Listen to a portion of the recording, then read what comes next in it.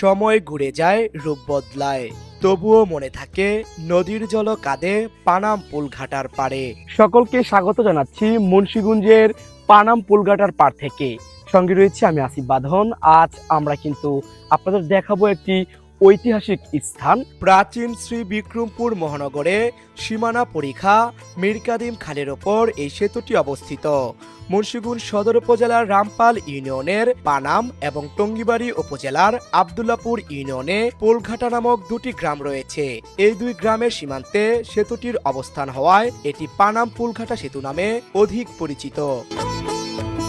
যদিও সরকারি নথিপত্রে এটিকে মীরকাদিম সেতু হিসেবে অভিহিত করা হয়েছে। এই সেতু যেন দুই গ্রামের জনপদকে এক সুতোয় বেঁধে রেখেছে। সেতুর সঠিক নির্মাণকাল অজানা হলেও ঐতিহাসিকরা মনে করেন এটি মোগল আমলের একটি নিদর্শন। সেতুর নিচ দিয়ে বয়ে গেছে মীরকাদিম খাল, যার উৎপত্তি হয়েছে প্রমদ্দা পদ্মা থেকে, যা বিভিন্ন গ্রাম ও ইউনিয়নের মধ্য দিয়ে প্রবাহিত হয়ে পতিত হয়েছে বুড়িগঙ্গা নদীতে গিয়ে।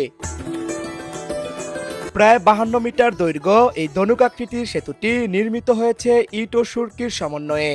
এর মাঝখানের বৃহৎ খিলান দিয়ে একসময় বড় বড় নৌকা চলাচল করত, যা এই অঞ্চলের ব্যবসা বাণিজ্যকে করেছিল সমৃদ্ধ। সেতুটি নারায়ণগঞ্জের সোনারগাঁয়ের ঐতিহাসিক পানামনগরের সাথে মুন্সিগঞ্জকে সংযুক্ত করার অন্যতম প্রধান মাধ্যম ছিল। কালের পরিক্রমায় এবং বিভিন্ন সময়ের সংস্কারের অভাবে সেতুর আদিরূপ অনেকটা বদলে গেছে।